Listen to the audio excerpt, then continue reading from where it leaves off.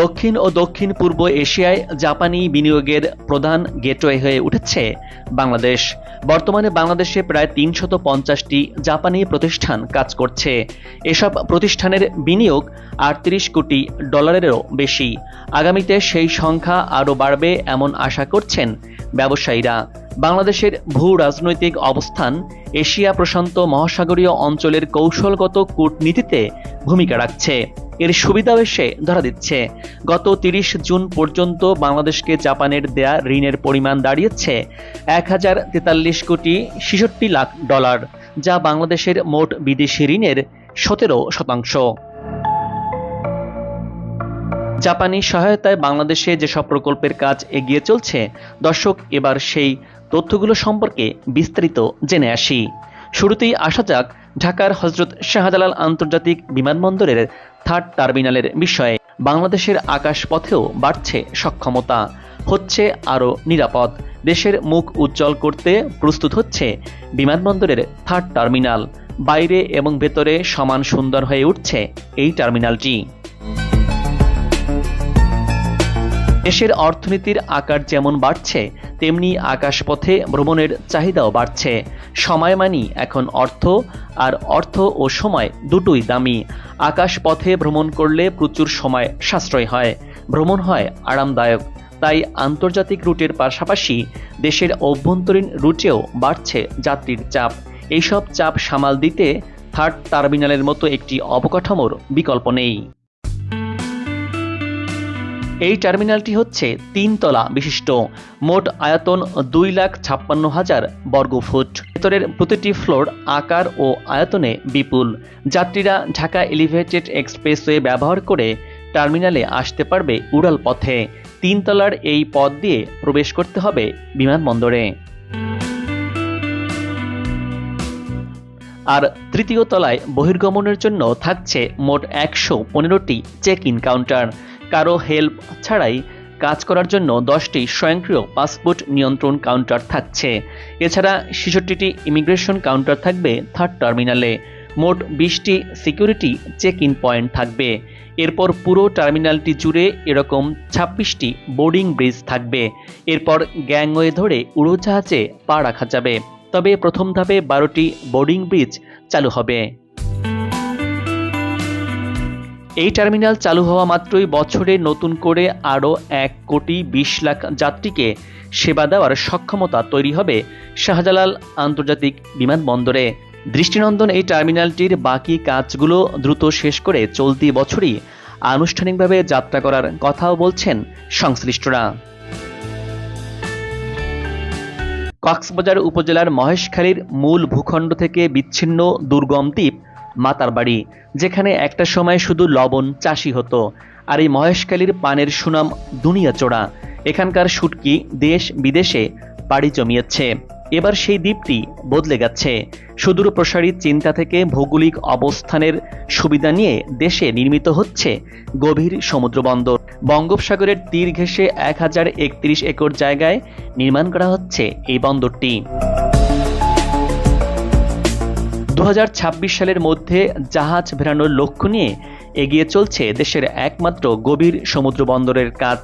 তবে বন্দর অবকাঠামো গড়ে না উঠলেও সম্পূর্ণ প্রস্তুত হয়ে গেছে চ্যানেল। এর কারণে জাহাজ ভেড়ানোর জন্য এত সময় অপেক্ষা করতে হয়নি। মাতারবাড়ির জেটিতে এরই মধ্যে কয়লা নিয়ে মাদার ভেসেল ভিড়তে শুরু করেছে।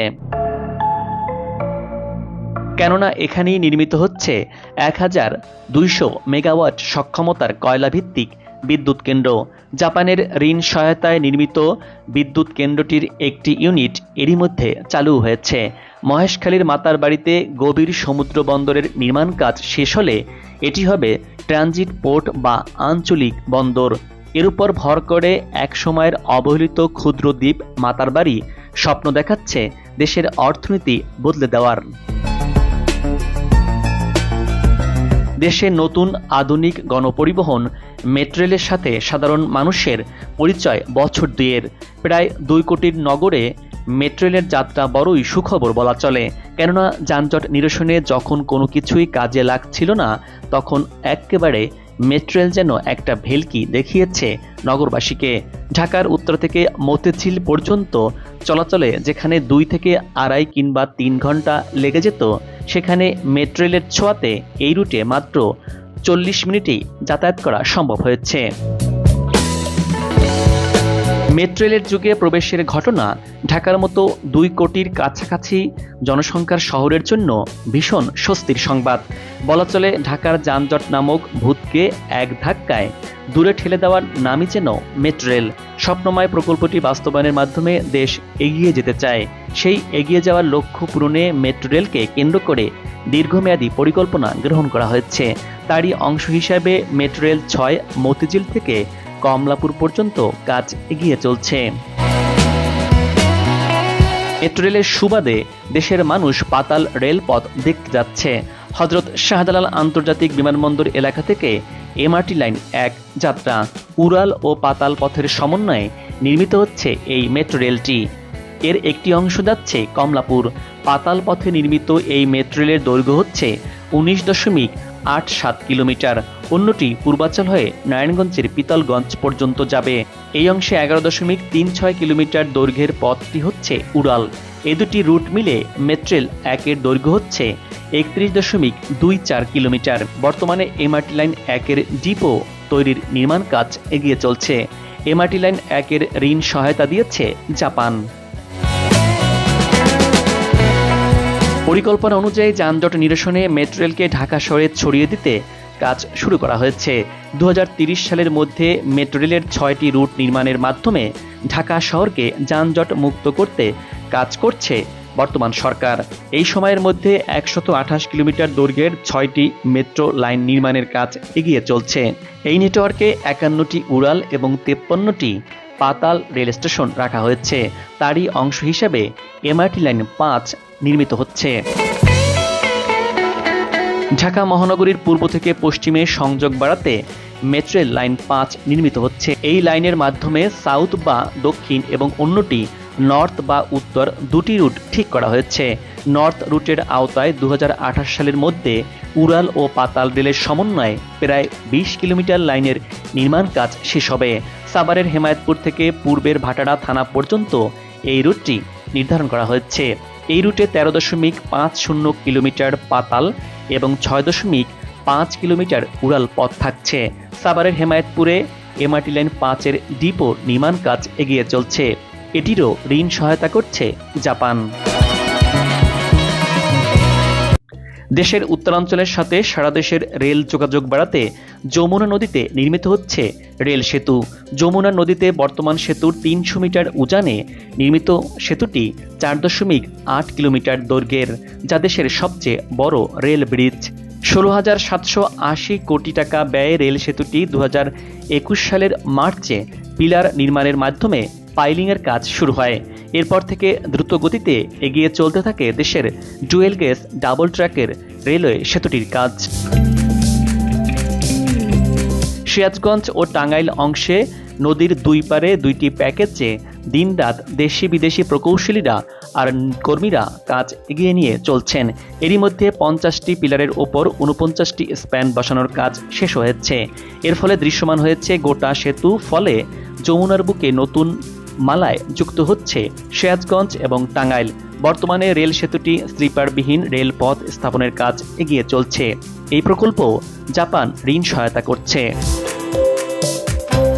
সম্প্রতি বৈষম্য বিরোধী ছাত্র আন্দোলনের মাধ্যমে ক্ষমতার পট পরিবর্তন হয়, যার ফলে প্রশ্ন উঠেছে এসব প্রকল্পের কাজ কি এগিয়ে চলবে।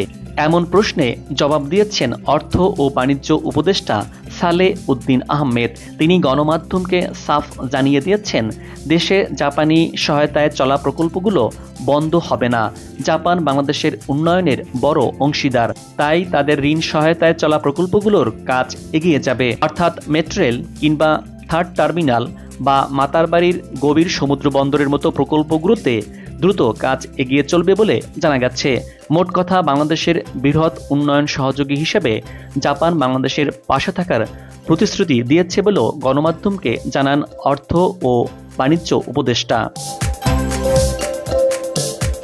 সুন্দর ও ভালোর সাথে থাকার প্রত্যয়ে দর্শক এবার বিদায় নিচ্ছি। আগামীতে আবারও দেখা হবে নতুন কোনো তথ্য আর ভিডিও চিত্র নিয়ে। ভিডিওটি সম্পর্কে আপনার মতামত প্রত্যাশা করে চ্যানেলটি সাবস্ক্রাইব করে পাশে থাকার অনুরোধ রইল। ভালো থাকুন এবং নিরাপদে থাকুন।